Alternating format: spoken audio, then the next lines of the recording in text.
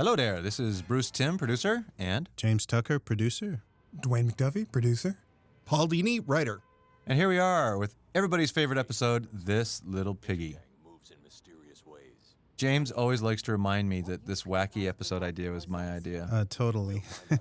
I was like, Totally. I totally blanked on that, and how did that come about now, James? Actually, as I recall, this was during the time when you were supposed to be working on a Justice League video. Right. And we just were coming up with ideas for the season, but you were going to basically focus on the video. And we had worked on an earlier story that featured Clayface and Firestorm, and then there was this story that was Wonder Woman-centric.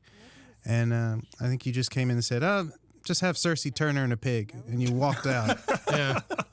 And I think it was Stan, Dwayne, and me, and we just looked at each other and went, oh, what now? You know, what are we going to do now? Well, one of the things we wanted to do this season was to really just kind of mess with the paradigm. We'd played the show pretty straight for 2 seasons. We said, okay, now we've got this new format where we can kind of do any combination of characters. And yes, admittedly, I was watching a lot of Buffy and Angel at the time, and one of the things I was most impressed by Joss Whedon's work, as I've said before, is his willingness to just mess with the form. It's no show idea is too weird or bizarre to do. And also, I think to a degree, we were a little bit influenced by Teen Titans. I think they'd already been on by 1 season, and their show was, not that we necessarily wanted to do Teen Titans, but Teen Titans has an element of fun to it that Justice League doesn't normally have. Right. Yeah. Justice League is played pretty straight. It was just okay, anything goes. Let's, shoot for the moon. And so I probably just said that just kind of being flip. Well, actually, I think what it was is literally we were talking about, okay, we're going to do a Wonder Woman-centric show. What are some of her main villains? And you mentioned Cersei. And I went, okay, Cersei. Okay, what's her deal? Oh, yeah, she turns people into pigs. Okay, she can turn Wonder Woman into a pig. I remember I had pitched an idea to Stan about Wonder Woman versus Cersei, and it was very much a traditional adventure episode. Right. And I think it was way too heavy and way too grim with her turning the men of the Justice League into animals and stuff, right. And then Wonder Woman had to hunt them down, and Zatanna had to go after Cersei, that sort of a thing. Right. So it got pulled way back and reimagined as something a lot more fun. Yeah. And, I think it is a fun episode. It is. It's great. It's nutty. It's definitely not your usual Justice League episode, but it's pretty fun. Yeah, you always give me the wacky one-off episodes, and I like writing that between this and the Christmas episode and stuff. They're a lot of fun.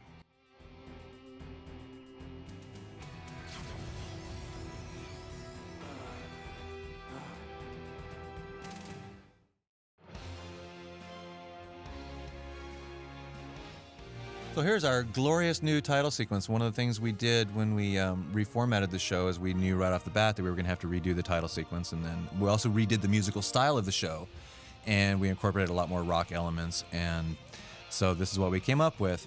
You'll notice that we integrate, right there, shots from the episode itself, and that was actually directly inspired by old TV shows like Mission Impossible and specifically Space 1999. James and I both are big fans of the Space 1999 title sequence. We liked, even musically, how it would start with classical music and then it would kind of rock and then it would go back to the classical music. So that was a kind of an influence on the music, and also they would incorporate the clips from that episode in it.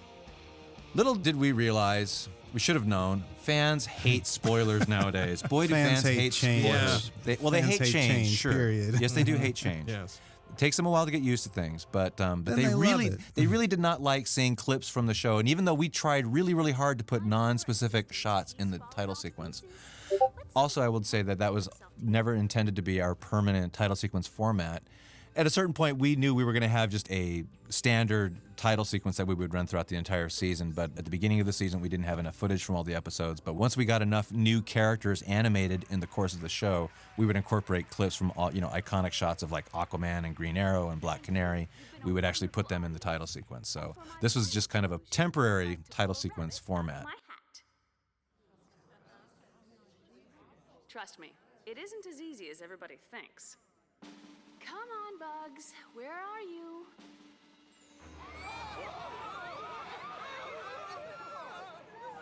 And here, of course, is Paul Dini's favorite character and also his wife. There she is. Yep.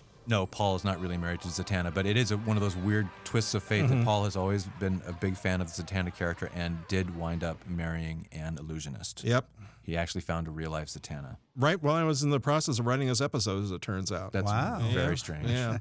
Well, life surprises you. It's funny the way it works out. Yep. But I always thought the character was a lot of fun. And Bruce, you and I had actually put her in the Batman animated show some years ago and made a connection between Zatanna and Bruce Wayne, as her father, the magician Zatara, taught Bruce how to escape from locks and be an escape artist. It was sort of fun going back and revisiting that relationship here. Yeah, she was actually one of his first love interests.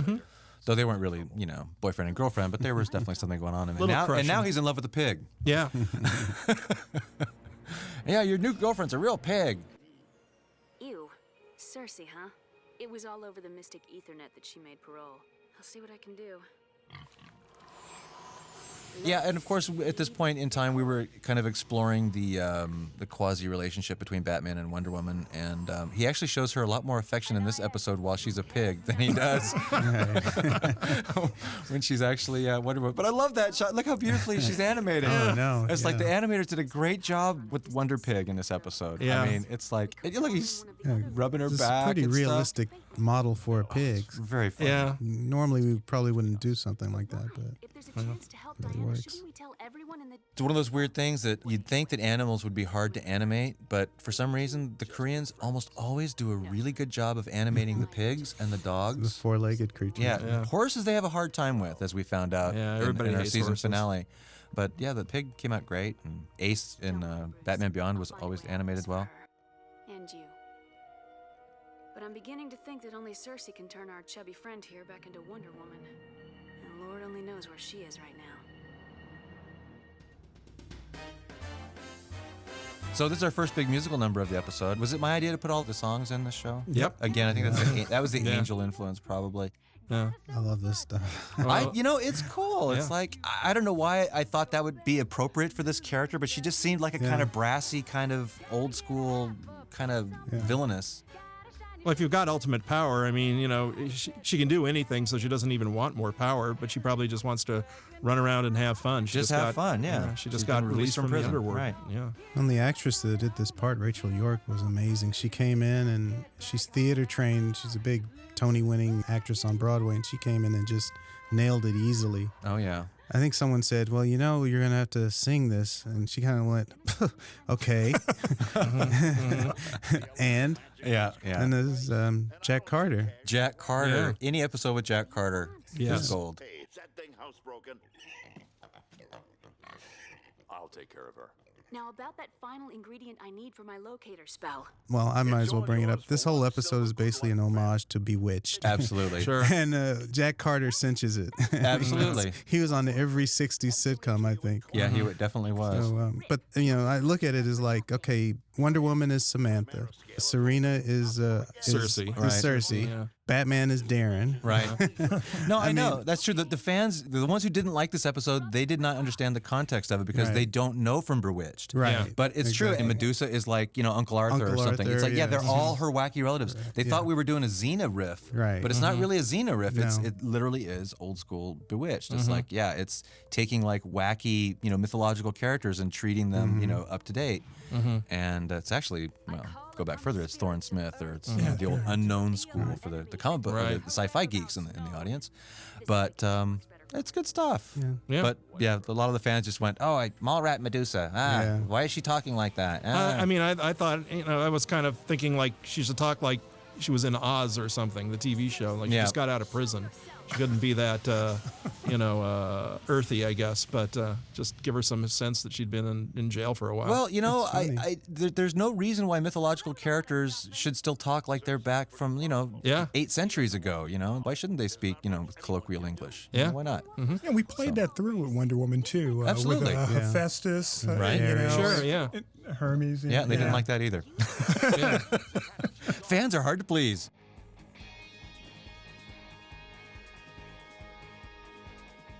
Do not fear.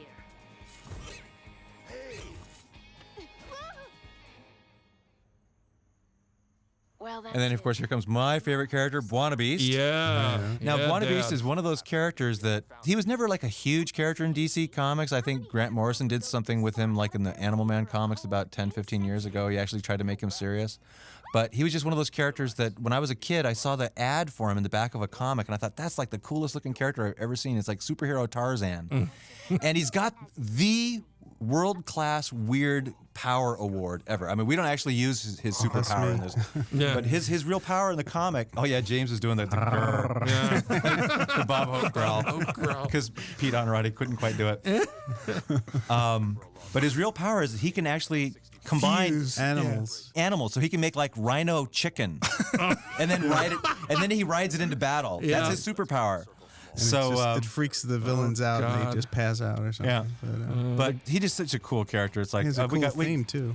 Oh The yeah, great he's got loss the was jungle theme. he only showed up this once, really. He showed up one more time, like in a battle scene. I think he's in Panic in the Sky or Oh something. yeah. That's Well, my it's weird 'cause Oh yeah. favorite moment. Buona Beast was just filler because we had that big watchtower to fill Yeah. in the initiation. So I was like, Buona Beast, okay. Big Jack Carter Crimson moment. Avenger. Yeah. Actually, This is such a an Paul old Lynde joke. too. Yeah. I'm looking for a pig. Gladys, it's for you. Oh, that's right. We changed it because That's right. Originally it was Jack Carter, but it sounded too much like the guy from the thing, Yeah. so it was me replacing him there. Probably another nod to Bewitched in there is like, Gladys. showing the wacky neighbors. Yeah. Exactly. Well, we actually named her Gladys. Yeah. That's right. Yeah. I love that It's shot. so good. It's awesome. I just hope that when he takes off the mask, his head looks like that. You know, no. stretched up weird. That's cool. Yeah. We got good animation on this I episode. love the Absolutely. jungle music when he Oh, yeah. appears. It's terrific. It's cool. And for some reason, I wanted him to talk like Sylvester Stallone. Yeah. I don't know why I thought that would work, but it kind of does. Yeah. That's cool. He's a cool character. Come on. Oh, yeah. You got to love the Beast.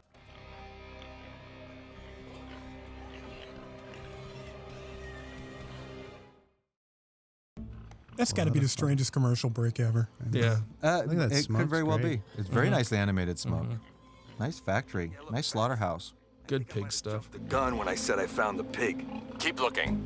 Zatanna and Strangely I are enough, going we ended up after doing more comedies than we intended to do. We did kind of want to intersperse this season with some comedies, but through a weird set of circumstances, all three of our comedy episodes from this season all came out like pretty much back to back to back, and we tried to move them as far apart as we could when we aired them, but they still ended up airing pretty close together.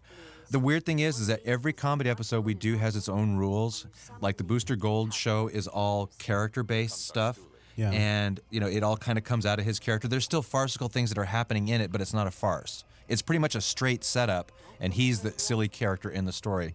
This episode is a complete farce. It's like almost anything goes. And then in kid stuff, that's actually pretty much of a straight story too. It's kind of a silly premise. It's a classic, almost every TV show has to do, the episode where the characters get turned into kids. It's one of those tropes, like the brain switching thing, which again, we ended up doing. Weren't you? Seagirl and me did some time together back in the pit of eternity. I love Medusa's design, by the way. I have to say, this is like a collaboration between you Yeah. and me, wasn't it? Like straight Yeah, you up. did the face. I did the snakes. You came up with the snakes that look like hair. But it was your idea to base her on Tallulah Bankhead. Were we actually watching that I Love Lucy episode with think so, Tallulah 'cause I Bankhead? always yeah, have it in she my is, room. man. I always have it in my room. Oh, that's I think that's awesome. right, because you had done a design on it, but you weren't happy with it. It was just like kind of a typical yeah, Medusa. it was just a Medusa, yeah. And I think you did have I Love Lucy playing in your Yeah. room, and I went, Tallulah Bankhead, make her look like Tallulah Bankhead. who coincidentally was a Batman villain. That's right. In Yeah, the 60s. Black Widow. Black Widow. So we recorded it before we did the model. Right. Or else we could have got Lorraine Newman to attempt To actually do it, yeah. Yeah. But it works. Yeah. Yeah, it's Lorraine's totally, really it's good. fine. Yeah. No, it's funny. Bandstand. Sophocles got to start there. Aristophanes, all the big names. You know those statues at the She end? turned out really good. I had to reboard her sequences though, because when we changed her design, it didn't quite work with the. Right. Thank you, Medusa. Yeah, you had to highlight the hair. Yeah, You had to stage just it in such a little way that the bits of hair worked. acting And and you know stuff. what? They kept those snakes moving the whole I time. know. and they Yes, look yeah, they're nice. always About to animated. say that. Yeah. It's like they're not just, they Yeah, are they didn't- cycling, but they look nice. Yeah, Yeah. they 'Cause didn't. they They, could- did they a could have great been job stiff. on this. Yeah. There's a small service charge. Oh, that's really stupid. Yeah, you gotta pay the ferryman. Yeah. Crazy. Batman just happens to carry 2 pennies in his utility belt. He's always Just come prepared. prepared. never know. You might have to cross the river Styx. You never know. It's very bewitched, though. Absolutely. Come on, guys. Oh, love this line. Newcomer. Silver bracelets. Kind of stuck up. Oh, but what do we really think about Wonder Woman? Oh, man. That's so funny. Crazy. And then it becomes the whole Babe parody. Not even really a parody. It's just kind of a, I don't know. Yeah, the slaughterhouse. Crazy. Oh, boy. Dun, dun, dun! And it sinks Oh, in. she's Oh, dear. Oh, yeah, and the bracelets. I know. Jeez. I remember that was my idea. Yeah, we kept going back and You looked at forth. me, it's like, Should oh, we or you shouldn't we? can't have her deflect the bullets Yeah, with she the had bracelets. to. I remember when you were telling me about the outline and saying, Paul, there are a couple of changes. Bruce wants the pig to deflect the bullets with the bracelets. And I went, Did he hit What? his Oh, head? okay, that's a specific Buffy reference because there's an episode of Buffy where she gets turned into a rat and she gets chased by a cat. And as I was watching the episode, I thought, okay, that Buffy rat is going to kick the cat's butt. But I guess they couldn't do it because, it's hard to wrangle animals to do that or whatever. So I thought, okay, so we'll do the same gag, but she's really going to do it. She's going to, she's going to do the bullets and bracelets thing.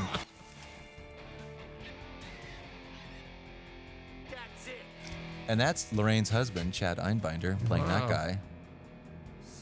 He's that great Chicago accent. Yeah. oh, yeah. You know, if you work in a slaughterhouse, you got to have a Chicago accent. And a shotgun just right there. You never know. Have to admit, Medusa does good work. Too good. Oh, man. Yeah. I'm starting to remember this show. Yeah.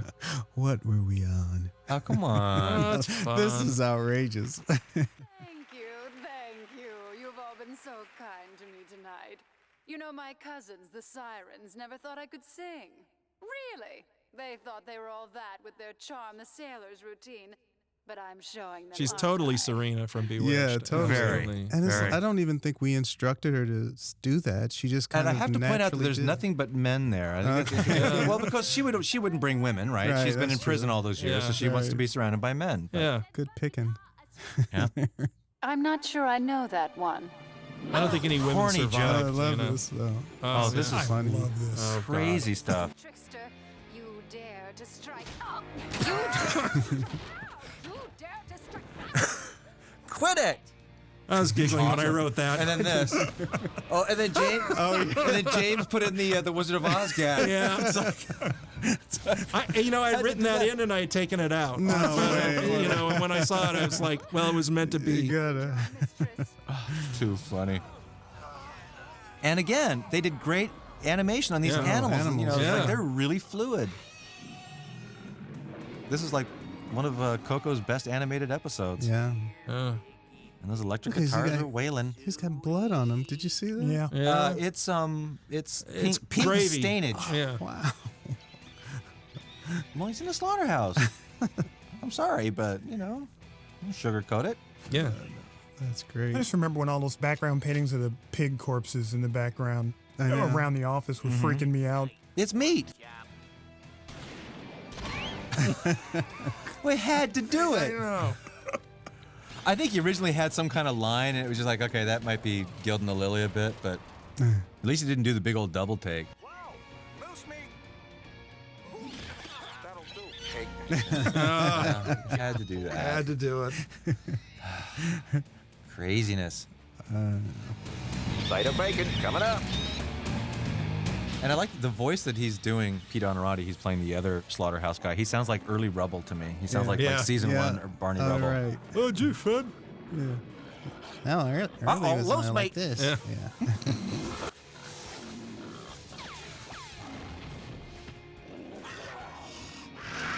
Nice Panther. That's This is beautiful. great animation. This whole right sequence here. right here is really nice. And here comes a shot that I think we ended up putting in the title sequence, Yeah. the Oh, permanent yeah. title sequence. Yeah. No, it's nicely timed. It's zippy. It's cool. Good stuff.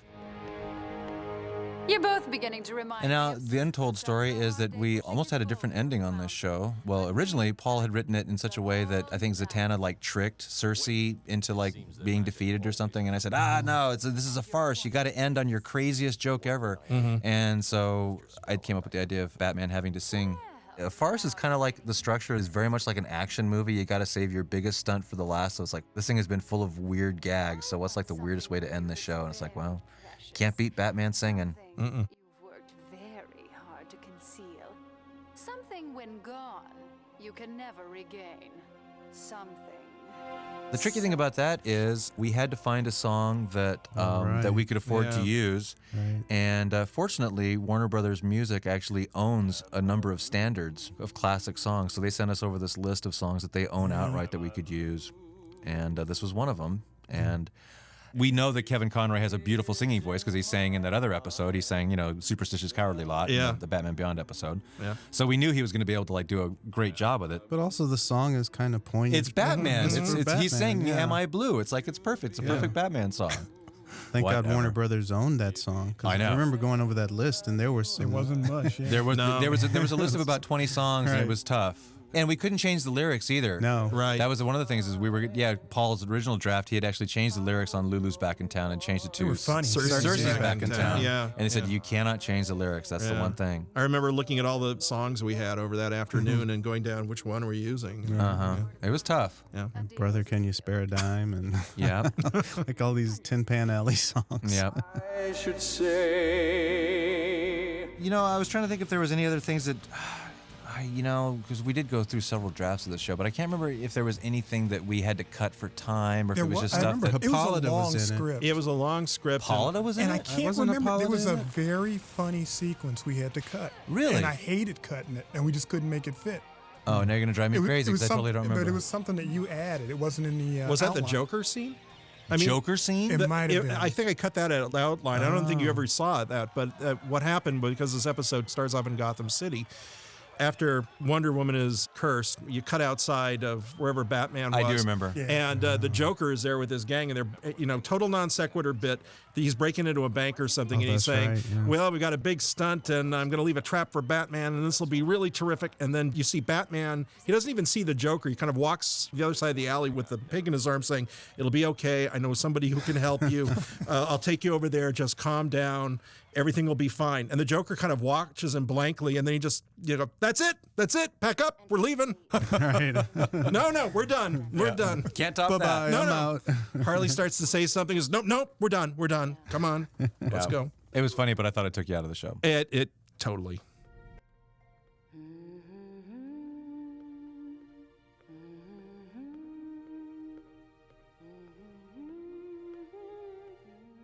Here's the Bewitched music cue, though. Oh, yeah.